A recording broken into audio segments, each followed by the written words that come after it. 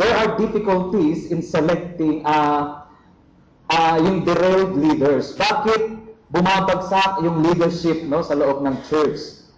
Una, difficulties selecting, sinabi ko na po ito nung nakaraan, review lang po, difficulties on selecting and building a team. Okay? Ilan po sa atin dito aamin? Pastor, medyo maamin na si kayo ho ba ang kumuha ng pera doon sa bangko? Okay.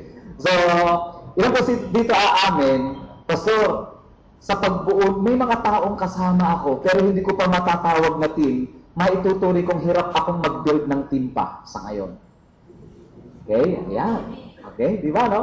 So, isa po yan, na kapag meron daw tayong problema sa ganito, naniniwala tayo na may magkakaroon nga ng problema. Difficulty selecting and building a team. Okay? Bunga daw po yan ng una, careless selection. Okay? Cronyism. O kaya being dictatorial. Okay? Sa sobrang taas ng kanyang galing, oo na lang ng oo yung mga tao. Di ba? Ano pa? Not closing the deal. Tinuro na po sa atin ito ni Pastor Manny. Ibig sabihin, may mga issues, hindi na i-close. Okay? Next, being a poor delegation. Ibig sabihin, sa sobrang galing ng pastor, siya na lang lahat gumagawa. Walang tiwala dun sa ginagawa ng kanyang kasama, ang gagawin, uulitin. No? Uulitin. Pero kung ang purpose is by example, para maipakita yung quality, okay lang. Pero yung addict na sa trabaho, siya na lang lahat. No? So, nag-delegate nga, kaya lang, isang kalahating araw nagbigay ng instruction. Kumbaga, ulang na lang, ba't hindi nila kaya ikaw gumawa? No? So, ibig sabihin, so nagkakaroon ng banta na magkaroon ng derailment sa leadership. Next, difficulties transitioning from the technical level to the strategic level. Anong ibig sabihin nito? Nagkakaroon daw ng problema, folding under the pressure of the ambiguity. Ano po ba yung ambiguity? May kalambutan. Okay? Kalabuan. Okay? Ambiguity and frustrations of higher level leadership. So, pinag-usapan po na inability to overcome complexity. Di ba? Kapag medyo bumibigat na yung problema, nababalo na. Tinutoyo na, umiinit ang ulo. Bakit? Kasi nga, hanggang technical lang siya. Pero pag ikaw strategic ka, you are always on focus. Kaya kailangan nakikita natin yung big picture, yung big thing, at yung mga itinetrain natin, kapag ang naipakita natin sa kanila is yung strategic level o yung the objective, the goals, therefore, pag kinakausap natin yung tao in a technical level, nakikinig sa in a technical level, pero gumagana ang utak niya in the strategic level. Okay po mga kapatid?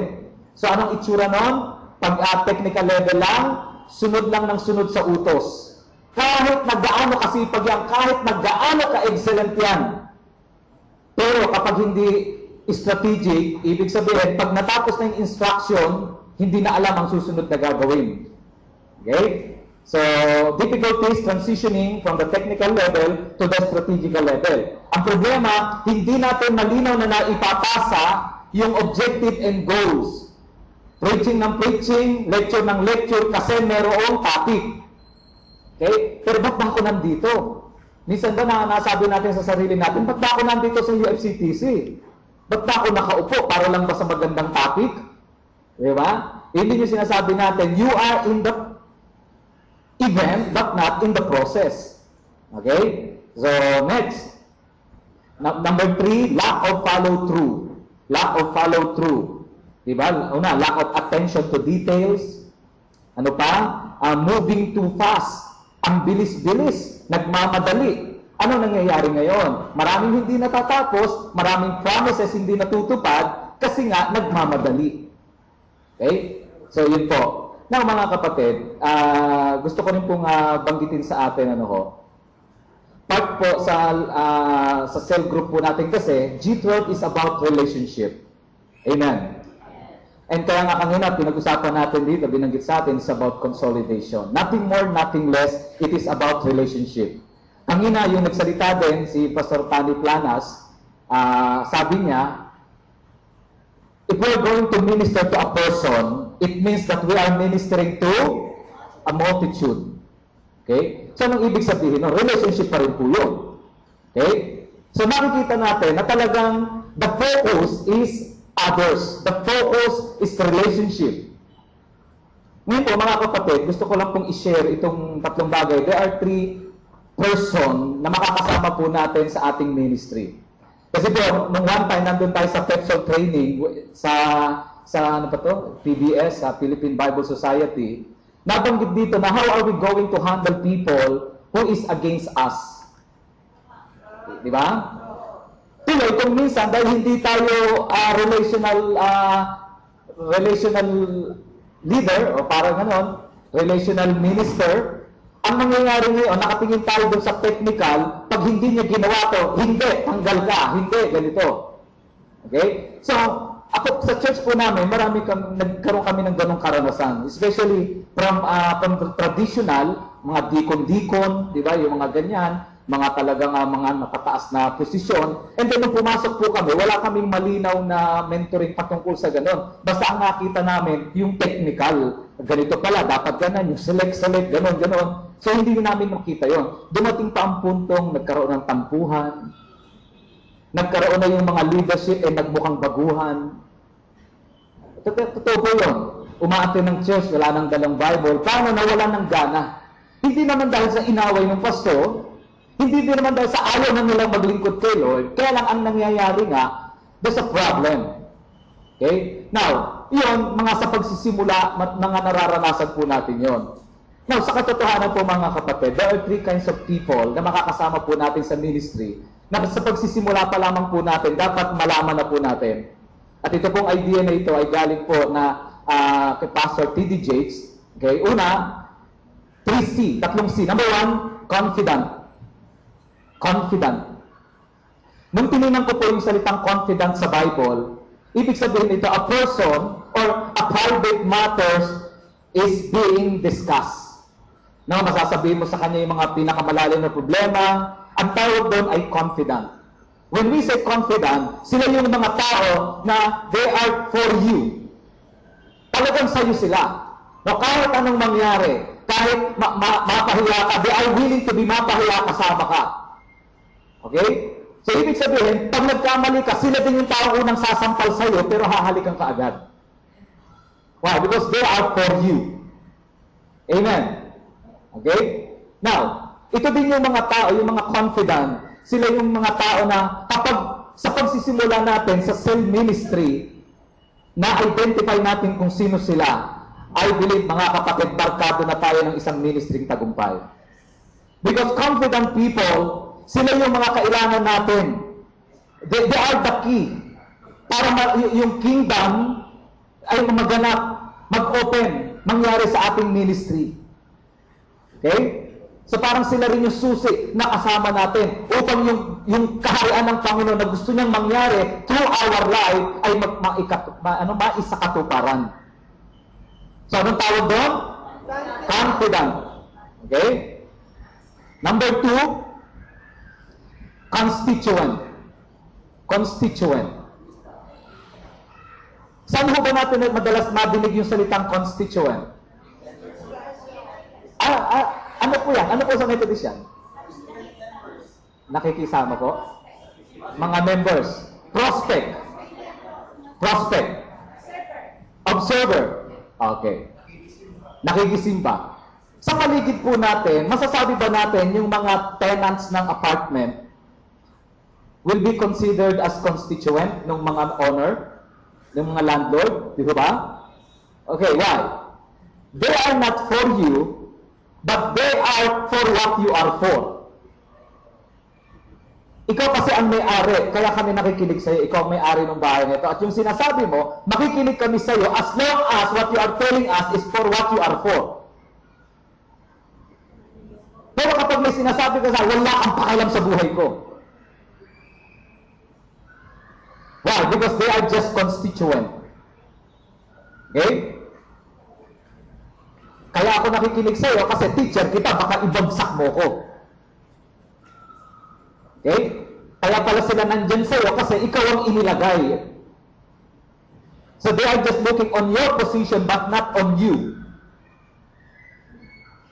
Amen po mga kapatid. Okay? So ibig sabihin, there are times, darating po yung panahon, time will come, that this constituent, iiwanan, aalis din sa'yo yan. Because they are your constituent. They are not for you, but they are for what you are for. And number 3 and last, ano ba yung number 3? C. Confident, comrades. Comrades. They are not for you, or even they are not for what you are for. It just happened na yung ayaw mo, ayaw ko rin. I will work with you. Itataguyod ko yung itinataguyod mo. I will give my best working with you. Sasabahan kita. Talagang itataguyod ko yung itinataguyod. I will support you all the way, everything. 100%. One of the best illustration of comrades is yung scaffolding. Alam niyo scaffolding? Nung itinayo po ang mga building, like for example, yung sa SM, itinatayo ang SM, meron pong kasama, habang tumataas pong SM, may katabi siya. Sino po nakarating doon sa SMX? Okay? Ano napansin nyo doon sa isang doon? Merong nakatabing na puti, tapos may mataas na scaffolding. Ano po yun? At sa loob, sa loob ng scaffolding, may nakatayong struktura. Sa labas po yun eh. At tapos ang nakalagay, a brighter environment. Ano yung itatayo nila? December ngayon. Ano ba tinatayo pag December? Christmas tree. Now, yung Christmas tree, nakita ko, itinatayo yun. Pero, mayroong nasa loob ng scaffolding. Ibig sabihin, comrades, there are people who are there supporting your vision, doing well, giving their best, giving their best, until mag-finish mo yung talagang goal mo sa buhay. Until na magtagumpay ka. But, after na marating at maabot mo, ma-reach mo ang yung goal, that comrades will be taken away from you. Because they are not for you, or they are not for what you are for. It just happened na kailangan sila para maitatag mo yung pangarap mo. The last two, yung huling dalawa, tama ba yung English ko na yung the last two? Okay? Yung dalawa po, mga kapatid, don't be surprised na kapag dumating yung panahon na yon, mawawala rin po sila.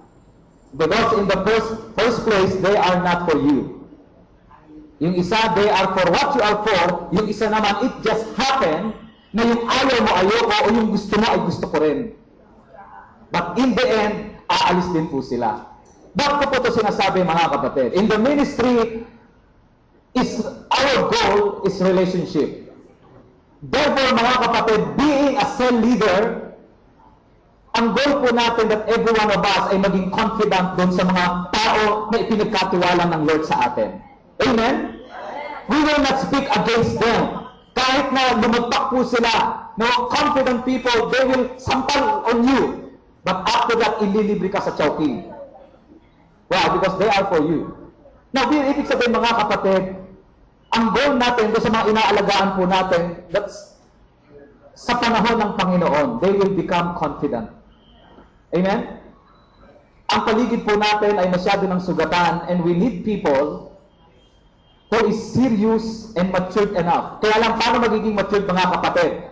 Praise God! There is a tool. Ang message doon sa conference, there is a foul. Nung sinabi ni Elisha, ang ganda-ganda ng lugar eh. Napaka-resolve, napakayaman ng ministry namin. Kaya lang, napaka-unproductive.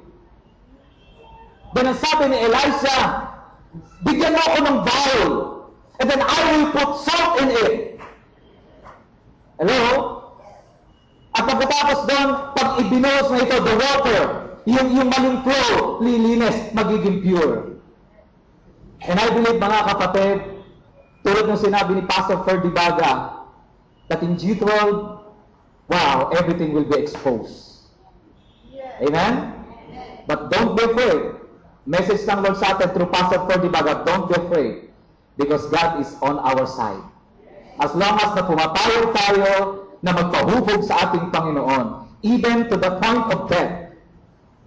Sabi ng Bible, unless the grain of wheat falls into the ground and die, it will remain alone. Pero kapag nangyari yon, wow, it will grow and it will bear much fruit. Don't be afraid, mga kapatid. Now, ano ibig ko sabihin muli? Una, we are raising up disciples.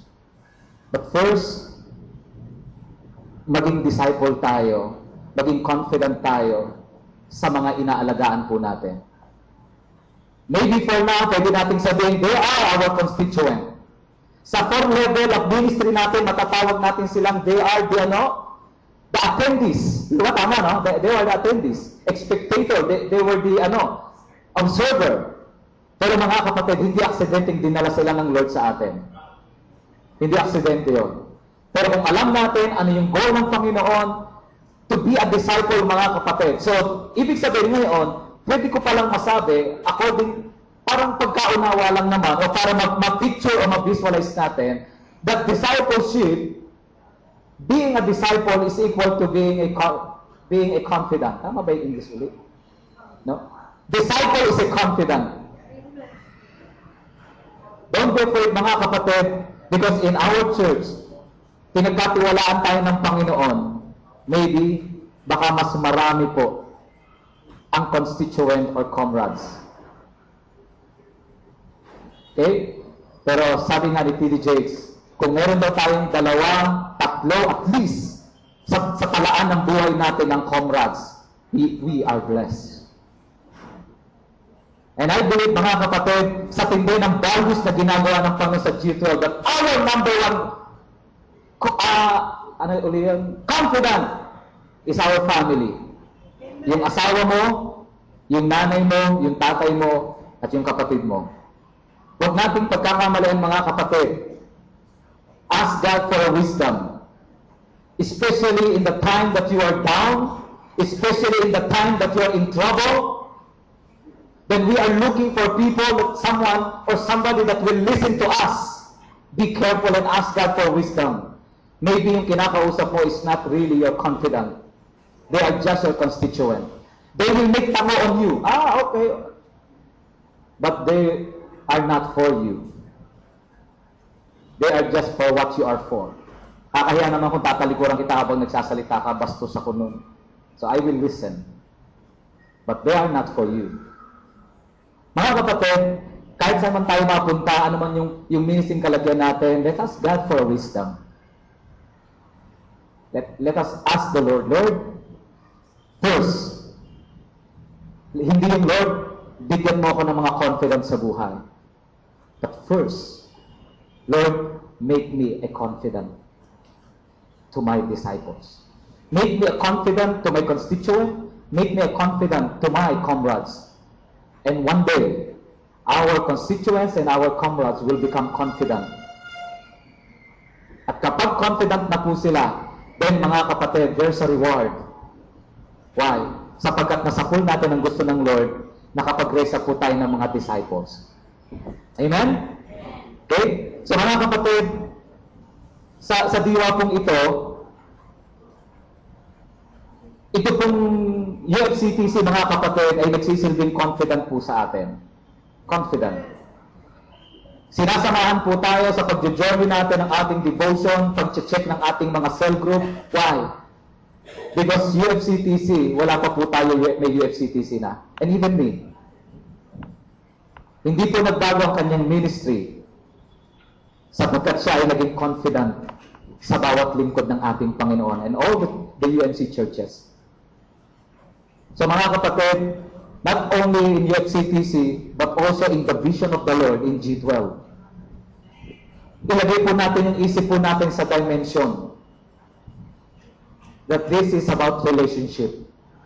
Yes, sometimes we are being pressured in the technical level, pero ilagay natin yung isipan natin, let us just accept the challenge from being a technical level to the strategical level. Amen? And I believe kapag nangyari, mababawasan ng mga reklamos. When we are in the level of strategical level of leadership, mga kapatid, mababawasan ang reklamo, mababawasan ang, ano pa yung pwedeng mabawas? Yung mga negativism, why? Paninira. Bakit? Kasi nakikita natin yung wider, yung perspective. We are not just looking on that pader. We are just looking what is behind. Ano bang meron dyan sa likod ng pader na yan? Di ba? Maraming pader. Di ba? Tingnan niyo yung katabi niyo. Sino siya? Yes! First impression will last. First impression will last. Pero ang Diyos ay buhay, at dahil Diyos ang buhay, I tell you, mga kapatid, tomorrow hindi na siya yan. Why? Dahil ang Diyos ay buhay. May ginagawa ang Lord sa buhay ng bawat isa sa atin. Don't be intimidated. Kung meron mga nauna sa atin, nauna kasi yun. And I believe, mga kapatid, time will come. Sabi nga ni Pastor Ferdy Baga, ano yun? Panahon lang yun. Wait, di ba? Pero mga kapatid, I believe, itong time na ito, simula nung kumilala tayo sa Panginoon, that is our day. Yun na yun, mga kapatid. At meron ng sinisimula ng Panginoon. Yun nga lang, hindi dahil, ba't ngayon ko lang ito nalaman? No, that is not true. Dinadala lang tayo ng Lord sa next level. Pero may ginagawa ng matindi ang Lord sa buhay natin. Amen? May ginagawa ng matindi ang Lord. So mga kapatid, the challenge to be a confident. But first, if we are just a constituent, first, sa ating mga members, sa mga iglesyang hinahawakan po natin, then, sabihin natin sa Lord, Lord, I need your promotion. I need your help. Yes. Kung kailangan natin help, walang masama, mga kapatid, to stop for a while. Sabi nga ng isang kanta, lately I've been winning battle left and right, but even soldiers can get wounded in the fight. People say that I'm amazing, strong beyond my years, but they don't see inside of me, I'm hiding all the tears. They don't know that I'm going running home when I fall down. That is our devotion. One time, I close. In this story, I will close. Yesterday, I was papunta ako sa prayer room in Kabayan. Paakyat ko doon. Then sabi ko, Lord, I need your strength. Alam niyo, habang paakyat ako doon, may nakalagay doon sa elevator, Deuteronomy chapter 31 and verse 8. Be strong and take courage. I will go before you. I will fight for you. Do not be terrified, nor be dismayed. Sabi ko, Lord, hindi aksidente itong nilagay dito, Lord. Pinagpala yung mga taong nagdikit dito at pinagpala din yung nagkaroon ng idea dito. Sapagkat hindi lang naging pan-display yung verse na yon. Pagdating ko sa prayer room, I started to cry out to God. I started to pray and worship. Pagbaba ko, mga kapatid, dahil buhay ang Diyos, ibang-iba na po ako paglabas ko. So mga kapatid, para maging confident, isa lang po. Una, devotion. Pangalawa, cell group.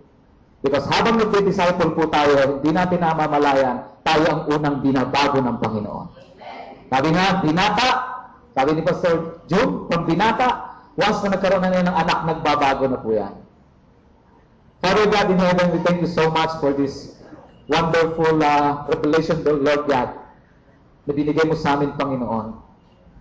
And thank you, Father God, na dinala mo kami dito, Panginoon, not on the method, but you bring us, O God, to the highest level, Panginoon, ng tunay na Christianity, and that is relationship. Lord God, alam po namin na itong panahon na ito, that you are in the business, Lord, of changing your people, Lord God, inside and out. You are in the business, Lord, that you are molding each and every one of us. You are in the business, Lord God, na nagtatanim kayo ng mga values in our hearts, O Lord. That you are in the business, O Lord God, na iniaangat niyo ang aming mga skill and knowledge, O Lord.